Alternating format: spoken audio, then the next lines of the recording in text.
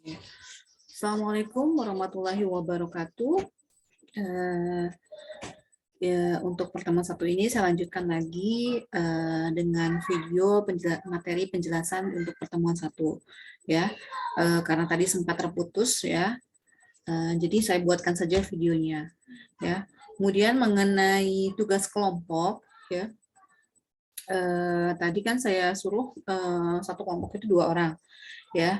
Tapi saya ganti aja, jadi satu kelompok itu 3 orang, ya. Jadi maksimal 3 orang. Ya, jadi kalau misalkan mahasiswa tersebut ada yang kerja atau ada kesibukan dengan urusannya gitu ya. Nah, itu wajib tetap harus buat, ya, harus ikut andil dalam tugas kelompok ini. Jadi satu kelompok timnya itu jangan sampai tidak ada yang bekerja, ya, semuanya harus kerjasama, ya. Jadi harus ada andil bagian, ya, dari laporan yang dibuat tersebut, ya. Untuk nama-nama kelompoknya, ya, nanti saya minta datanya mungkin di sekitar pertemuan ke-6 lah, ya, pertemuan ke-6, ya, supaya saya minta data kelompoknya, lalu kita tentukan nanti, ya, dengan diundi atau dikocok atau diacak random, ya, untuk jadwal presentasinya, ya, karena kan presentasi nanti akan dimulai di pertemuan 9 sampai pertemuan 14, ya, nanti tinggal dibagi-bagi saja. Oke. Tadi agak sedikit kepotong, ya. Kita mulai saja untuk materi slide-nya.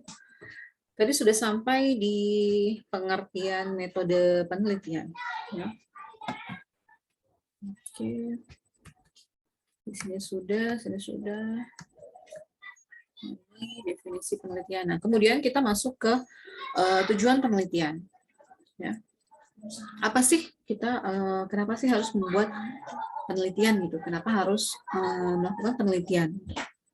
Ya, di sini tujuannya, ya, yaitu mengubah kesimpulan-kesimpulan yang telah diterima, ya, jadi atau sebelumnya sudah pernah dibuat gitu. Jadi ada sebuah apa namanya? Ya, misalkan ini kita membuat kan ada rumus, ya, rumus bahwa rumus Newton itu, ya, kalau nggak salah, atau bisa juga kita dari sejarah, ya, di sejarah terdahulu misalkan tentang penemuan listrik, ya, Thomas Alva Edison, ya. Nah, kita ingin melakukan penelitian tuh, kira-kira benar nggak sih listrik itu ditemukan oleh beliau gitu kan. Nah, berarti kita harus melakukan penelitian, kita harus cari dalil-dalilnya atau penelitian sebelumnya yang sudah dilakukan oleh orang lain gitu, ya. Jadi penelitian umumnya bertujuan untuk mengubah kesimpulan-kesimpulan yang telah diterima ataupun mengubah dalil-dalil dengan adanya aplikasi baru dari dalil-dalil tersebut. Jadi setelah kita melakukan penelitian, kita menemukan jawabannya nih, oh ternyata penemuan ini tidak seperti ini, atau oh ternyata tidak seperti ini gitu.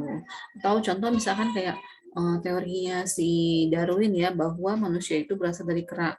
Nah, kan kita setelah penelitian kan memang tidak ada, ya.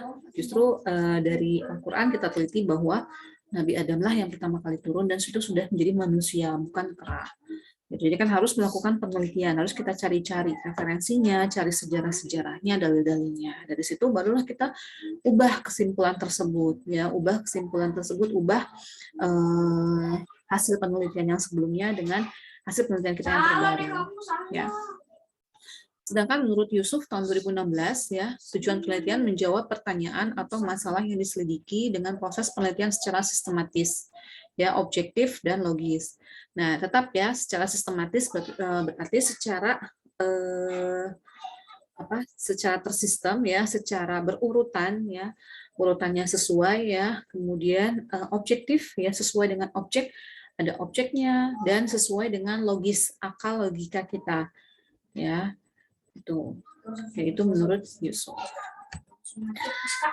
Oke, lanjut ke proses penelitian ya. Proses penelitian adalah rangkaian tindakan apa saja yang dilakukan dalam melaksanakan penelitian. Nah, jadi ini kita ada prosesnya ya atau tahapan-tahapannya ya, prosesnya. Jadi kayak kita mau masak gitu ya istilahnya.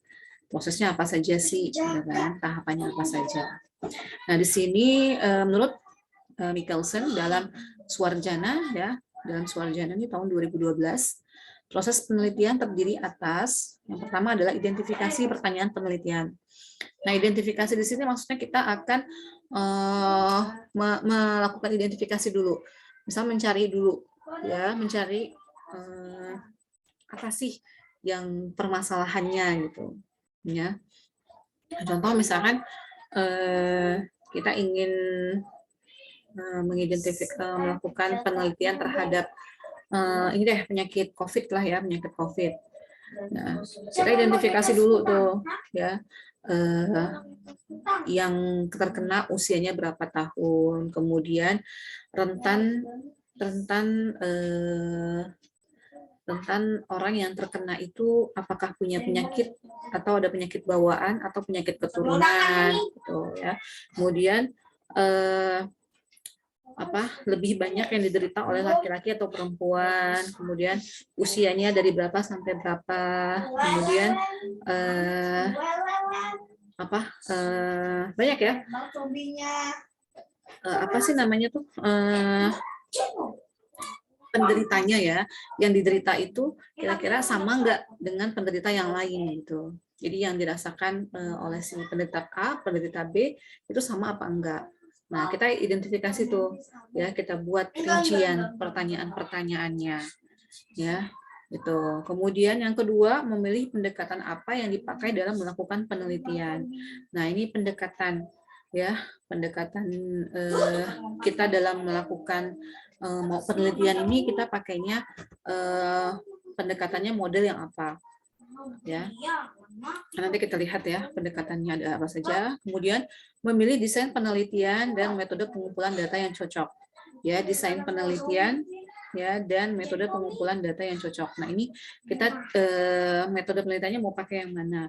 Apakah kualitatif atau kuantitatif?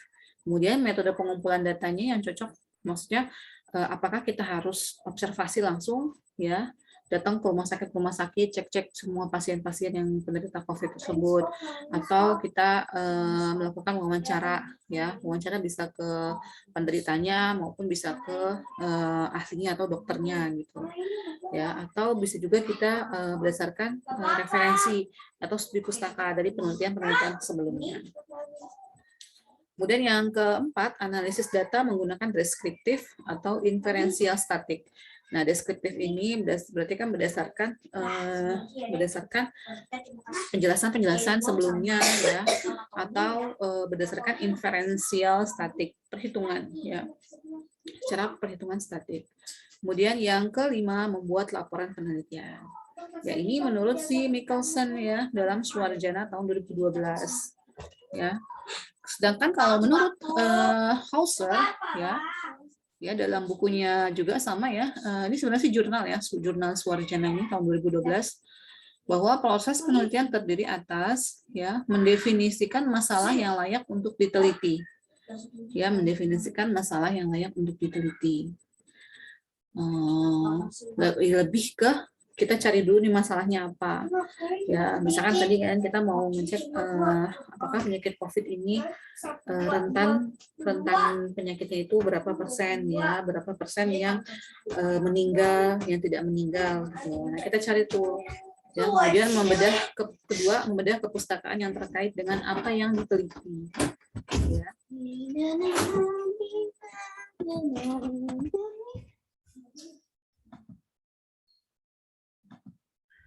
Oke, yang ketiga, memilih teori yang relevan ya dengan masalah yang diteliti sebagai dasar penelitian dilakukan.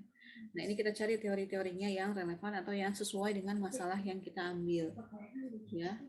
Contoh tadi kan kita mau meneliti tentang penyakit COVID ya. Berapa persen dalam menimbulkan kematiannya.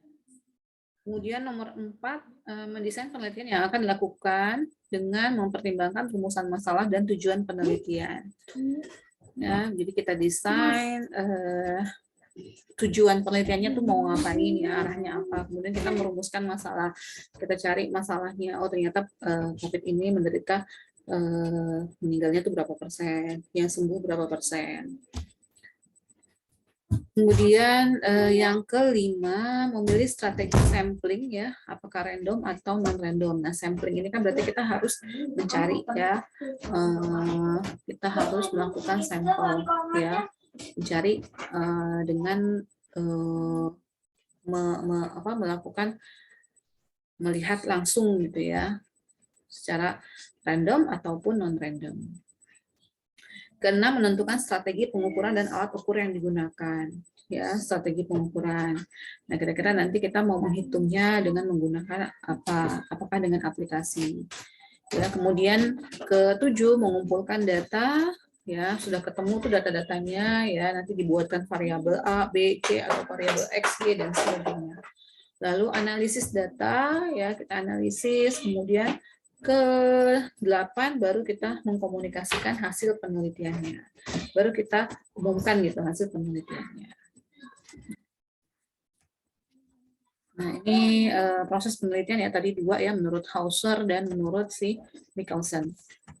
Kemudian kita lanjut masuk ke aktivitas penelitian. Ya, apa sih aktivitasnya gitu? Penelitian itu kita ngapain aja? Ya. Kita melakukan apa dalam penelitian tersebut? Ya. Nah, secara garis besar ilmu sebagai aktivitas penelitian. Ya, kita belajar pun berarti kita meneliti. Kita belajar berarti kita tahu juga. Ya, kita membaca misalkan kayak kita belajar tentang rumus-rumus, berarti kan kita meneliti perhitungannya apakah benar 3 ditambah 2 sama dengan 5. Nah, 3 ditambah 2 sama dengan 5, berarti kita harus bisa meneliti dulu dengan cara menghitung ya. Kemudian bisa juga dengan menggunakan kumpulan lidi-lidi gitu ya. Nah, itu dia aktivitas penelitian. Di sini menurut Sedarmayanti dan Hidayat tahun 2011, aktivitas penelitian ini ada 3 bagian, ya, yaitu secara rasional, kemudian kognitif dan teologi. Nah, ini rasional ini berarti maksudnya ini ya berdasarkan logika, ya.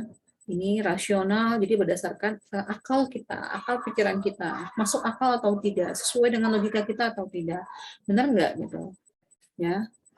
Nah, ini secara rasional. Kemudian secara kognitif, ya merupakan proses mengetahui dan memperoleh pengetahuan. Ya, setelah kita melakukan penelitian, kita ternyata mengetahui. Kemudian dari pengetahuan tersebut, dia apa yang kita dapatkan hasilnya, kemudian itu menjadi pengetahuan baru untuk kita. Ya. Yang ketiga, secara teleologi ya, bagian inti teleologi ini merupakan proses mencapai kebenaran, memperoleh pemahaman, memberikan penjelasan, melakukan penerapan dengan melalui peramalan. Nah, sebelumnya kan kita membuat hipotesis ya atau dugaan sementara dari sebuah masalah.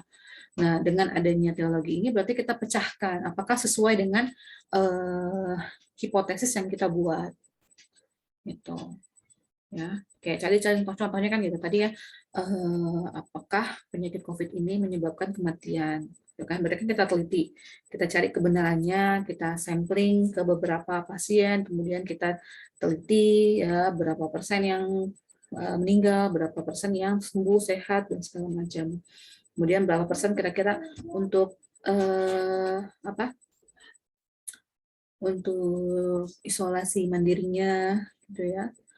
Nah, setelah itu kita bandingkan dengan hipotesis kita. Ya. Masih di aktivitas metode ilmiah, ya. Tadi aktivitas penelitian, ya. Sekarang aktivitas metode ilmiah, ya.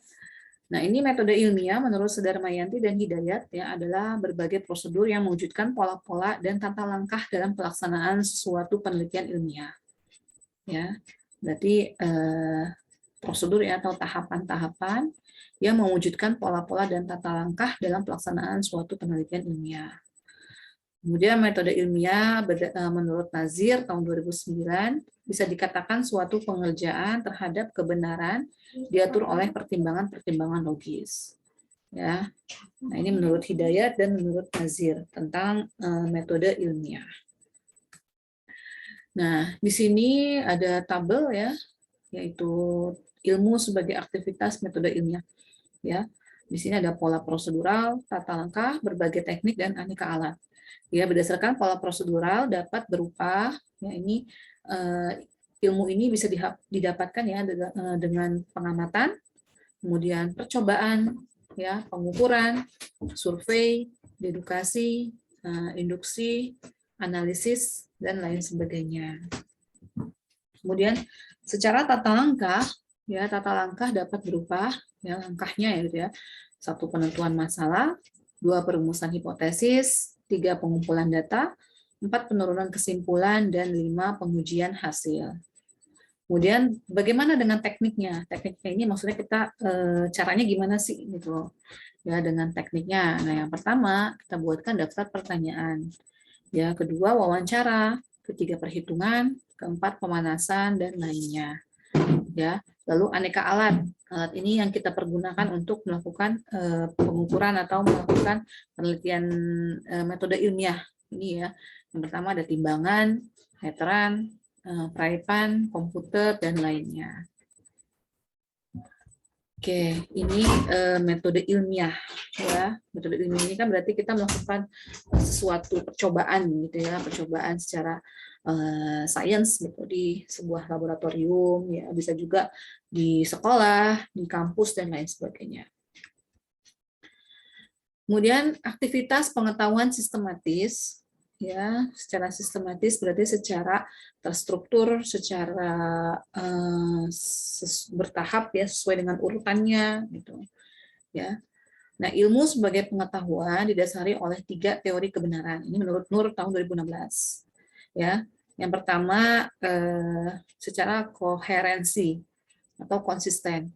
Konsisten ini berarti nggak berubah-berubah. Oh, rumusnya tetap dari lalu ke lalu sampai sekarang masih tetap sama. Contoh misalkan rumus teorema Pitagoras ya dalam menghitung segitiga tuh. Ya, nah itu kan misalkan AB sama dengan misalkan C sama dengan A kuadrat ditambah B kuadrat.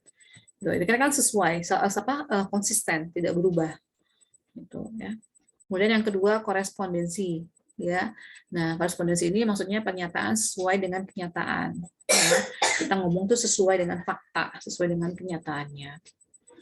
Ya, dan pragmatis. Ya, pragmatis ini kegunaan di lapangan. Ya, sifatnya itu bagaimana manfaatannya, ya kebergunaannya. Oke, ini aktivitas pengetahuan sistematis. Nah, ini koherensi ya, tadi ya bahwa pernyataan dikatakan benar jika pernyataan tersebut konsisten dengan pernyataan sebelumnya. Jadi selalu sama gitu, nggak berubah. Ya, koherensi dalam pengetahuan diperoleh melalui pendekatan empiris atau bertolak dari fakta. Korespondensi ya, suatu pernyataan dianggap benar apabila materi pengetahuan yang dikandung berkorespondensi dengan objek yang dituju oleh pernyataan tersebut. Ya, jadi apa yang kita berikan pernyataan itu harus sesuai dengan faktanya, ya harus sesuai dengan objek yang kita teliti. Jadi tidak ada pembohongan atau tidak ada penutupan ya, penutupan informasi. Kemudian pragmatis ya, pragmatis ini mengatakan bahwa pernyataan suatu kebenaran diukur dengan kriteria. Apakah pernyataan tersebut bersifat fungsional dalam kehidupan manusia. Kemudian, nah ini ya, suatu jenis penelitian menurut kedalaman analisisnya berdasarkan sudut pandang ini, penelitian dapat dibedakan menjadi 2 jenis, ya, yaitu penelitian deskriptif dan penelitian inferensial. Ya, penelitian deskriptif, ya, penelitian yang melakukan analisis dengan menyajikan fakta-fakta yang sistematik sehingga lebih mudah dalam proses pemahaman dan penyimpulannya. Ya. Oke. Jadi penelitian deskriptif ini kita melakukan analisa ya dari penelitian sebelumnya dengan menyajikan fakta-fakta ya, fakta-fakta dari penelitian sebelumnya, kemudian kita buatkan secara sistematik ya, secara terstruktur. Jadi lebih mudah dalam proses pemahaman dan penyimpulannya. Yang kedua, penelitian inferensial. yaitu penelitian yang menggunakan pengujian hipotesis dalam setiap analisis hubungan antar variabelnya. Nah, ini pengujian ini dilakukan secara hipotesis. Berarti kita harus buatkan dulu hipotesisnya. Ya, hipotesis ini adalah dugaan sementara dalam melakukan penelitian. Ya, contoh tadi tentang penyakit COVID. Ya, diduga penyakit COVID ini banyak menyebabkan kematian. Nah, dari situ kan berarti kita harus cari dulu tuh kebenarannya. Ya, kita uji dulu. Ya, kita teliti dulu, kemudian kita ambil sampel, kita tanya dengan pengumpulan data, ya. Kita cari dulu, tanya jawab, kemudian kita cari literaturnya, ya, yang berhubungan dengan hipotesis tersebut.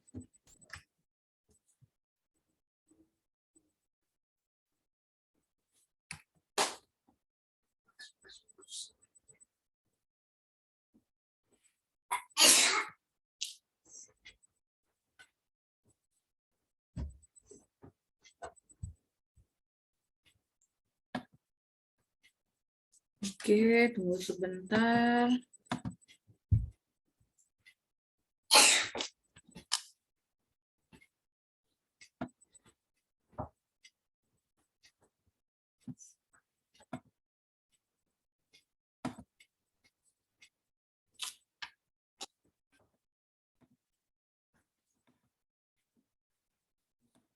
Kita lanjut lagi ke manfaat penelitian, ya.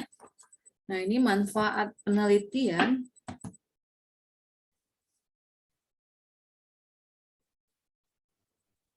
Nah, pasti setiap penelitian itu pasti ada manfaatnya, ya. Karena kan pada akhirnya kita pasti ngapain kita ngelakuin penelitian gitu, tujuannya untuk apa gitu kan. Nah, ini karena setiap karya ilmiah seperti proposal penelitian, nah, ini, karya ilmiah itu tugas akhir termasuk, ya. Tugas akhir ini skripsi itu termasuk dalam karya ilmiah, ya. Semua menyertakan manfaat penelitian, ya. Adapun manfaat yang bisa diperoleh dari sebuah penelitian antara lain, nah ini menurut Anda tahun 2018, ya, bahwa dapat mengidentifikasi suatu masalah atau fakta secara sistematik. Ya, tadi kan kita sudah melakukan penelitian nih, bahwa nanti tujuan akhirnya itu kita bisa mengidentifikasi masalah tersebut dan menemukan fakta, ya, secara sistematik. Secara sistematik ini maksudnya secara terstruktur, ya, dalam melakukan metode penelitiannya. Kemudian yang kedua, dapat mengetahui sistem kerja objek yang diteliti, ya, sistem kerja objek yang diteliti, ya. Kemudian yang ketiga, menambah keyakinan dalam pemecahan suatu masalah, ya. Berarti ketika kita sudah melakukan penelitian, kita kan berarti tahu, karena kita sudah melihat atau meneliti, ya. Kemudian kita pecahkan masalah tersebut. Yang keempat, meningkatkan hubungan kerjasama antar tim. Nah, setiap kita melakukan penelitian, pasti kita punya tim, tidak mungkin bekerja sendiri, ya. Nah, di sini kalaupun kita sendiri, ya mungkin masuknya ke tugas akhir, ya, atau skripsi atau tesis atau disertasi, ya. Nah, timnya ini bisa saja kita timnya itu adalah sumbernya, narasumber, ya. Nah, berarti kita kerjasama antara kita yang peneliti dengan narasumbernya. Kemudian melatih dalam bertanggung jawab, ya, tanggung jawab terhadap penelitian kita. Kemudian yang keenam, dapat memberikan rekomendasi tentang kebijakan suatu program. Ya, kita rekomendasikan tuh dari hasil penelitiannya. Nanti kemana kita buat arahnya, kita buatkan sistemnya atau bagaimana. Ya, yang ketujuh, menambah wawasan dan pengalaman. Ya, pastinya dapat menambah wawasan lagi, pengetahuan dan pengalaman. Kemudian langkah-langkah metode ilmiah, ya, adalah satu, merumuskan masalah, pasti, ya. Tadi yang saya bilang merumuskan masalah, yang kedua menemukan hipotesis, cari hipotesisnya, cari dugaan sementaranya dari masalah tersebut. Kemudian yang ketiga, menetapkan variabel penelitian. Kita tetapkan variabelnya. Ya, tadi misalkan penyakit COVID, ya, kita buatkan variabelnya. Yang pertama, rentan usianya berapa sampai berapa. Ya, itu kan itu bisa dijadiin variabel, ya. Kemudian variabel yang kedua dari usia berapa sampai ke berapa. Variabel ketiga usia berapa sampai berapa. Gitu. Ya, misal dari orang dewasa, remaja sampai anak-anak. Gitu, ya, itu bisa jadikan variabel penelitian. Yang keempat, menetapkan prosedur kerja. Ya, prosedur kerja. Yang kelima, mengumpulkan data. Yang keenam, mengolah dan menganalisis data, kemudian buat kesimpulan, dan yang terakhir mengkomunikasikan hasil penelitian. Ya. Nah, pada akhirnya memang hasil penelitian tersebut bisa kita buatkan dalam bentuk laporan. Ya, contoh misalkan yang kalian buat nanti ini laporan PKL ataupun laporan tugas akhir nanti. Oke, untuk pertemuan satu ini sudah cukup yang saya bahas. Nanti kalian bisa tanya jawab ya, sambil tanya jawab di WA group. Kemudian nanti akan saya berikan 5 soal untuk latihan soalnya. Ya, terima kasih. Assalamualaikum warahmatullahi wabarakatuh.